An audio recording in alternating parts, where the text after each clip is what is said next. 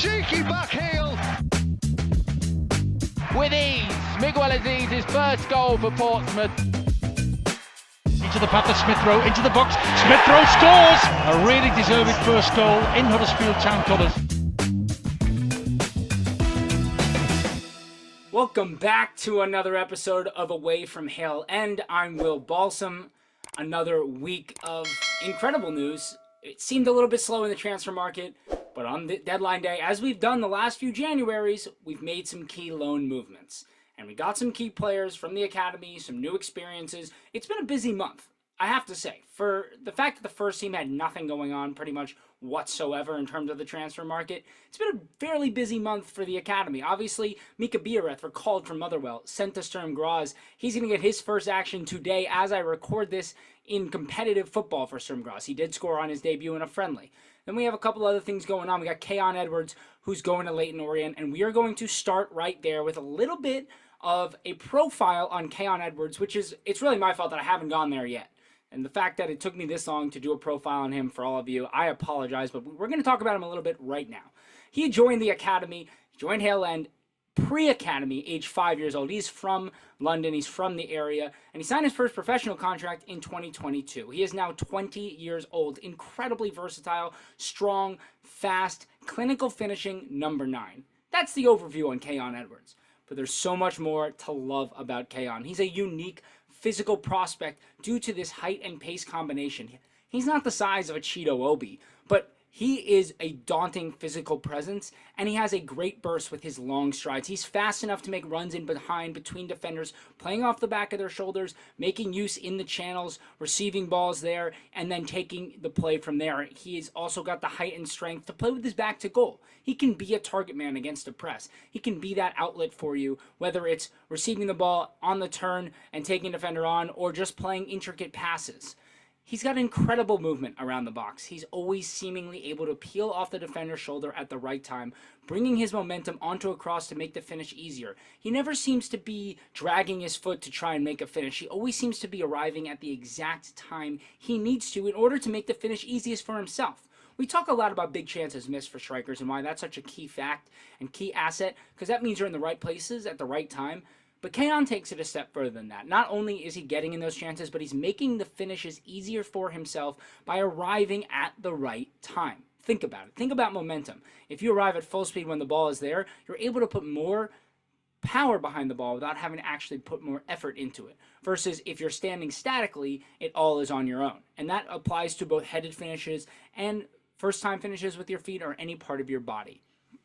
Speaking of feet, Khayon Edwards can very easily use both feet to finish and to link up play. He's confident in his own abilities anytime he's in a 1v1, whether that's passing out of it or using his physical advantages to take a man on. Listen, he does not have the world's most convincing ball manipulation. He is not going to be the guy who's dragging the ball, dragging defenders around by intricate little moves with his feet. But he uses his shiftiness. He has an innate ability to stop on a dime, change direction, and kind of blow past the defender without necessarily using what you would call pace. Think about, and of course he's nothing like Mesut Ozil, but think about Mesut Ozil, not a fast player, but he always seemed to have the ability to shift his hips in a way that kind of confused the defenders and gave him the upper hand. And Edwards has a similar ability to do this, but with more burst. It's excellent to watch. His ball striking. He's able to put such fizz on the ball even from close range. He's confident that when he strikes the ball, he is going to put it in the back of the net, and that shows with every single one of his finishes, and he varies them. He's not just a player who's aiming for the back post. He's not just a player who's smashing it. He varies his finishes from both posts. He uses his ability to strike the ball hard as well as ability to place the ball in those specific places. Not only does Khayon Edwards have the right physique to be a number 9, but he is this excellent finisher that I'm talking about. It's with both feet. It's with his head. It's first time. It's off of a few dribbles. His goals come from all areas of the box, and he's got the IQ to always find space. He's an intelligent footballer. He's not a static footballer. I keep coming back to that point. He is the type of player who is going to continuously move until he finds himself in a space that is advantageous to his team. Whether the ball comes to him or not, Khayon Edwards is going to drag defenders. He's going to distract center backs. He is going to make space for you in the box. That's the kind of player he is. We talk about it a lot with the first team. As great as I think Gabriel Jesus is, that's not the kind of player he is. He doesn't have the physical ability to do that because he is not that size. But when you're that size striker, we see it with Mika Biereth, who's not massive either, But because of his constant movement, because of his physical appearance, it's distracting to defenders. You always need to worry about where this player is. And when you're as good of a finisher as Edwards, defenders certainly need to be worried about you. And then there's his link-up play. It's fantastic. It's top-notch. It's excellent. He receives the ball 1-time, 2-time touches. He's always looking for plays forwards, but he doesn't force it. He's happy to play and recycle. His instincts are next level. He's seemingly always the first to a rebound, a loose touch. He is going to win duels in midfield, which we know Mikel Arteta loves in his players and especially in his forwards. He's always making the right run. There's something about his innate mentality that you cannot teach. And it's all kind of forgotten because of his high-volume scoring. In 35 under-21 apps, he has 14 goals and 4 assists. In 41 under-18 app appearances, he has 23 goals and 9 assists. This is excellent, excellent return for an academy player who has not started most of those matches, but he seems to score goals plentifully when he does get the opportunity. In order for Khayon Edwards to continue his development as one of the biggest number 9 prospects in England, he must work on his first touch control in tight spaces. That is what is preventing him from being an elite striker in a setup like an Arsenal in the future. He needs to be able to receive the ball in those tight areas, whether his team is trying to play out from a press, whether he's trying to receive the ball in an intricate way in the box, playing little 1-2s. He can do all of this when he has space, but he needs to be able to do it with his back to goal when he's got a man on. He needs to be able to do it on the half turn. That is really the one thing lacking from Khayon Edwards' game, and that's why I'm most excited about this loan to Leyton Orient for the rest of the season in League One. This will give him the chance to match his physicality at the senior level and understand his need to improve that. We talk about this a lot with under 21 players, especially those who are physically more advantaged than the rest. They don't necessarily rely on their technical skills all the time because they don't have to. But in this step up to senior football, Khayon Edwards is going to need to rely on his technical skills in tight spaces because he's not going to be stronger and faster than every player on the pitch. He will be than some, but not every player. And he's going to get, the crap beat out of him for the first few matches that he's in the side. And he'll have to learn that if he can control the ball a little bit better on that first touch, he will have defenders not play so tight to him because they know that he's going to be able to blow by them and create goals by doing so.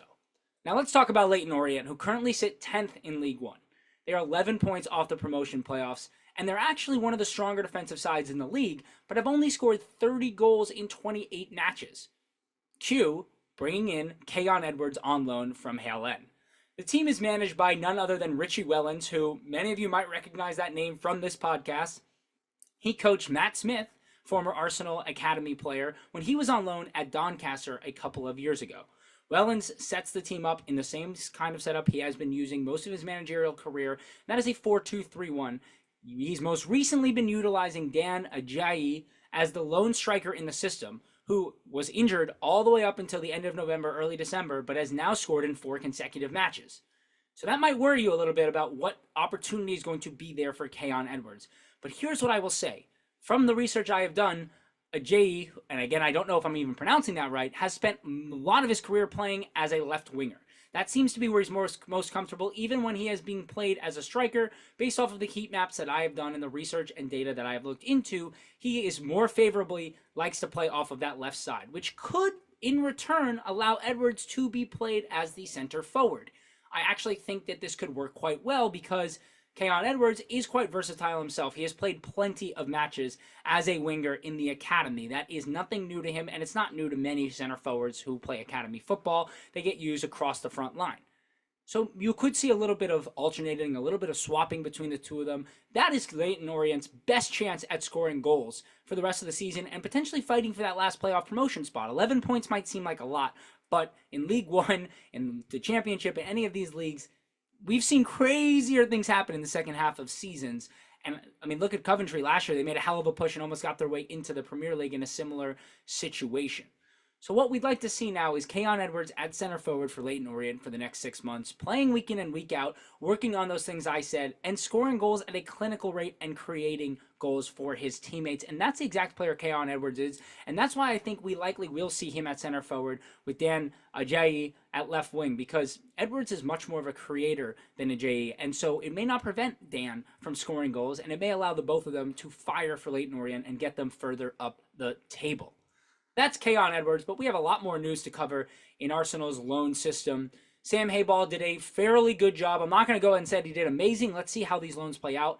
But he found a few good spots, and obviously there were some huge departures that were permanent that we are going to get to in a second. But first, let's talk about Zane Monlouis, who has now gone to Reading. Reading currently sit 21st in League One, same league that Khayon Edwards is in. They're in a relegation spot, at least 3 points from safety. The team 3 points above them has played 2 fewer games. So it's likely they're closer to 4 or 5 points to safety, the teams that are in 19th and 18th.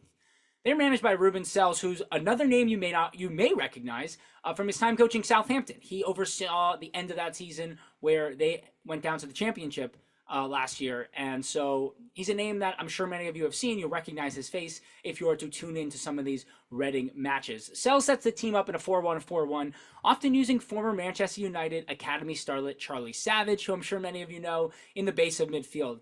The 2 center back spots have mostly been occupied by Tom Holmes, who's on loan from another Premier League club, Luton Town, Nelson Abbey, and Tyler Bindon, of which one of them recently has gotten injured, one of the main reasons they brought Monlouis in. Monlouis is very comfortable playing in either center back position, which will certainly help him see game time more often. I would imagine with his play style, which I'm about to get into, he will get into the side rather immediately. They've conceded the 4th most goals in the league, 43 goals.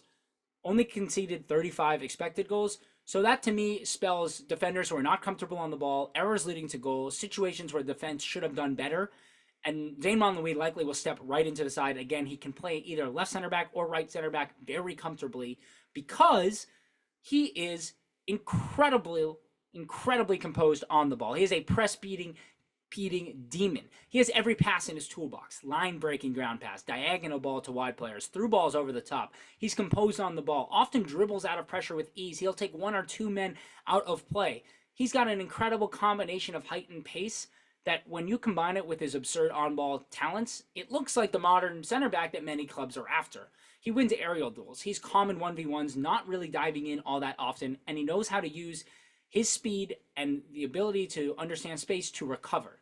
However, it will, of course, take him some time to adapt to senior football, given the need for 100% concentration and composure off the ball. He needs to keep his eye on third man runs in behind, which has been one of his big weaknesses. Him and Rule Walters together as a center back pairing, that has been the big issue for the two of them. They either switch off for a moment or the lack of communication, a player ends up in behind without either of them quite noticing. They were able to make up for it often because both of them are so fast, but Monlouis is going to need to improve on this immediately when he steps into the senior game, and his positives for Reading fans out there will clearly outweigh some of these potential inadequacies that a young player will have in defense. Zane Monlouis is an excellent player. He needs to get into the side for Reading every week, and this is great experience for him. He's the kind of player who isn't talked about in the same light as Rule Walters because, again, I think Rule Walters got a huge jump in the media due to his performances in the preseason, but the two of them have been pretty much step for step in the last few years with the under-21 setup. And I think Monlouis likely spends the rest of this year at Reading and then probably goes to a championship side next year if all goes well, plays a year there, and he's a player where you can make some profit. I don't know if there's a real chance for him with the first team, but he's the kind of player with a good year in the championship. You sell him to a team that gets promoted. I talk about this all the time. You could get 10, 12 million pounds. You have a sell-on clause. You have matching rights, whatever it is, 8 million pounds. You just continue to build and build and build on the academy. You continue to have academy players do well at English football, and that will raise the value of future players. And I think what's interesting is Arsenal have kind of started to take this approach now. They've done two different things in this window that I think are very interesting. The first is allowing the likes of Lino, Sousa to go to Aston Villa and Bradley Ibrahim to Hertha Berlin.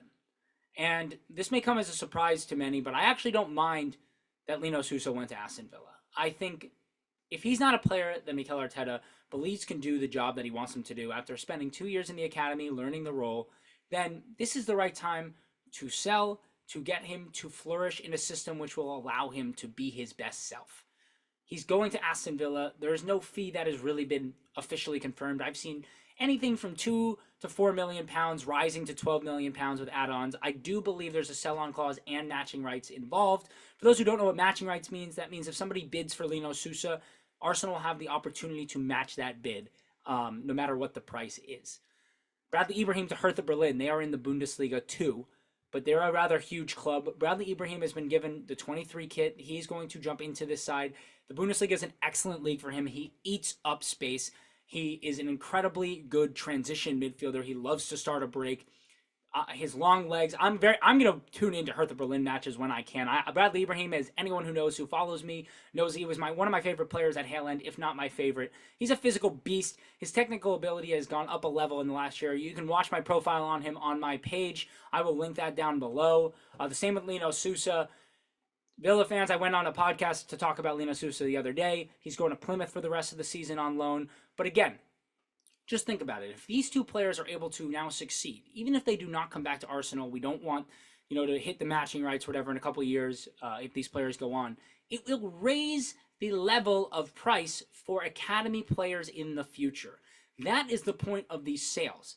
If they're not going to make it the first team, don't just let them walk for free. Find them a good fit. Aston Villa is a beautiful fit for Lino Sousa. I don't know enough about Hertha Berlin to know if that's a good fit for Ibrahim, but I do know the style of play in Germany, and Bradley Ibrahim should do excellently there. But Lino Sousa at Aston Villa, I think, can be excellent. He has the ability to do both roles that Unai Emery likes out of his fullbacks, right? Unai Emery likes to have one fullback kind of step in as if he's going to play on the left side, step in as a left center back, then you play a center back and a right center back with the right back being the overlapper. However, recently, they've been doing a lot of the opposite, having the left back, when it's Luca Digne, he's the overlapper, and the right back steps in.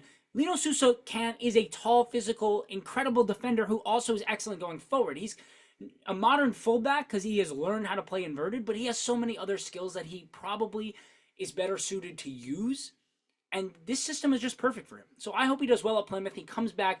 Aston Villa do need a left back. Like, Digne's on the way out. He's going to Saudi Arabia. Alex Moreno, I'm not a huge fan. Like, Lino Sousa could theoretically step in and play 15, 20 matches for Aston Villa next year. If he's excellent for them, don't panic. We didn't make a mistake. Arteta doesn't trust him in our system. Okay, fine. There's other left backs in the market. We brought in a Jurian Timber. There's other players in the market. Don't worry so much. The whole point of the academy is to build these players up, to have them become excellent footballers, and that makes the academy better whether or not they do it at Arsenal. That's what you need to remember. Anyways, that rant is over. We also had Miguel Azeez leave permanently to Atletico Baleares. I believe it's the third division of Spain. Their football tier system is a little bit confusing to me. Everyone wants to know what happened with Miguel Azeez. And listen, I'm not going to sit here and bash a young kid who's had a tough time. But whatever has happened is behind us. He's a supremely talented kid who just seemingly didn't have the right mentality to succeed right now. I hope all of the best to him. I hope he can go revive his career. Maybe he's excellent for Atletico Baleares. Maybe he finds himself a move to a Portuguese league club or a club in the Eredivisie and revitalizes his career, finds his way back to the Premier League. I wish nothing but the best for him. He's such a joy to watch. I really thought he was going to be great. But enough of the blaming Mikel Arteta for Miguel Azeez. It's not Arteta's fault that Azeez went to 4 different clubs on loan and couldn't find his feet anywhere. I saw there's one account that was just shitting on Arteta for trying to convert Azeez into a 10. No, he wasn't trying to convert Azeez into a 10. He was trying to help Azeez learn different facets of midfield, as many managers do with young players, playing them in different positions to help them improve on specific qualities to make them well-rounded players. You don't want a player who can only do one thing. That's not how you succeed. He wanted Miguel Azeez, who is not a lone 6. Not a lone 6. He does not cover space well enough. He does not read the game well enough to be an option as a left center midfielder for Arsenal who can play in that more advanced role, but also he's an excellent duel winner. So we had him go to a couple of clubs, mostly Portsmouth, where he could play as more of an attacking midfielder. That experiment didn't go excellently. It went okay. Portsmouth also mismanaged him. They had multiple managers at that time. And then the next year when he went on loan to Ibiza and to Wigan, he did not play in those roles. He played as a lone 6 at Ibiza. That didn't go well. He was not able to cover space. He was not focused in training. They basically terminated that contract. And then at Wigan, he also would barely train. So you can't blame Arteta. It's not Azeez's fault. I think it's really tough to be a young kid playing soccer with huge prospect. I think that's actually a really tough thing to do. And I don't fault Azeez at all. But faulting Arteta is insane. Other moves that happened, Charles Sagoe Jr. on loan to Swansea City, very exciting. He teams up with Patino. This is a team in desperate need for the exact type of player. They brought in Yannick Bolasie for the first half of this year because they were so weak at that position. His contract ended. They brought in Sagoe Jr. I think he gets into the side rather immediately. as we've talked about a lot on this podcast, he's very versatile. He can play right wing, left wing. He can play as a center forward. He can play as a false nine. He's really, really tidy in tight spaces. He's super creative. He has incredible ball manipulation. I hope to see him and Patino play together. That would be awesome. They actually have rarely played together at the academy. I think like they played 21 minutes in an FA Youth Cup game together, and that's it in official matches. They've played in some behind closed doors friendlies together, but pretty wild. This could be a real first chance for them to link up together, but I think they would do quite well together. In other news, Omar Rekik was recalled from Wigan. It wasn't recalled. His loan ended on the 20th. It wasn't extended. He has been sent to, and I'm sure I don't know how to pronounce this, Servette FC in Switzerland. They are in second place currently in the Swiss League. They're in the Conference League, the UEFA Conference League. So Omar Rekik with the chance to play European football in February. What a turnaround. And this is the other thing I wanted to talk about. I mentioned off the top there are two things I thought we did interestingly in this window. This is fascinating to me what we've done with Omar Rekik and Mika Biereth. Sending them to not top 5 leagues, but top flight leagues around Europe. Biereth at Sturm Graz in Austria. Omar Rekik at Servette in Switzerland. Both teams are fighting for the league title. Both teams are in the Conference League. This is an opportunity for these two players to fight for titles, play important matches, play in a European competition. I mean, that's massive. That's huge. Like playing against Ludogorets or playing against the opportunity to play against a Premier League team in the Conference League. I mean, these are big clubs that are in the Conference League right now. And not only will it raise their abilities, but it should raise their profiles across Europe. There are scouts from across Europe sent to these games to watch players, especially from clubs like Club Brugge, Copenhagen, all these types of clubs who are known for developing young talent. And now Omar Rekik and Mika Biereth are getting to play in front of them and gain more international attention. And it's especially interesting that neither of these players are English players, because I don't think we would do this with English players. But with a Swiss player, with a Danish player, with a Tunisian player, I think it's fascinating. I think this goes well. We saw it with Okonkwo, who went to Sturm Graz. I think we are going to start to see Arsenal try and use this market a little bit more. I've never really seen a club do this, and I don't know if it's related, but it's just something I picked up on. Very exciting. A little bit more about Servette, because I didn't know much about them. Philippe Senderos. That's where he came from. That's where Arsenal had bought him. He was not good for Arsenal, but I thought that's interesting. Have a little bit of a relationship with that club from decades ago. They also had Kevin Mbabu and Dennis Zakaria. I'm sure many know who both of those players are, Swiss players. Spent their youth at Servette. And Gal Clichy played his last years of football there. So some Arsenal links, some interesting players have played there. Good to know it's a serious club.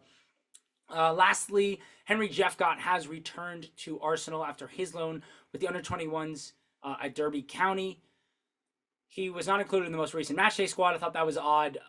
Honestly, works out well with Monlouis leaving and Sousa leaving. That left side of the under-21s defense has lost both players. Jeffcott can play either the left back or left center back role. I think he'll actually play a lot with Taylor Foran and Roe Walters. I think he'll actually play more left back than anything. We'll probably see. I'm going to get to that in my next episode. I think we're going to have Next Gen Arsenal on to talk about the setup of the under-21s, considering all these loan moves and permanent moves away. But that's everything we've got for Away from Hale End this week. Patino and the likes, we'll cover them next week a little bit more. Nothing too crazy has happened over the past week. Okonkwo had a tough time in the FA Cup. But other than that, a very exciting weekend ahead. We've got Arsenal-Liverpool. We've got Mika Biereth getting his first inclusion and hopefully his first competitive start for Sturm Graz. Brooknor and Cuffy continuing to succeed. Lots of fun things ahead. I'll be keeping an eye on Sousa and Ibrahim as well. I'm not sure I'll update you every week on them, but excited to watch them get some real senior action. And other than that, it's been a lot of fun covering the last couple of days of the transfer window on Twitter. I appreciate all of your love. Please hit the subscribe button right down there and the like button. Leave me a comment. I appreciate everything you guys write. I try to cover the things you ask about in the next episode or on Twitter in some way or TikTok. Please follow me on TikTok. Having a lot of fun over there, posting a lot of match highlights. That's kind of been my new thing over there, under 21, under 18 match highlights with my commentary and people and players to look out for and interesting tactics in the way that we're trying to implement what the first team does at those levels. But lots of things to cover across all YouTube, Hale End Productions on YouTube, TikTok, Twitter. Subscribe, like, follow. Peace.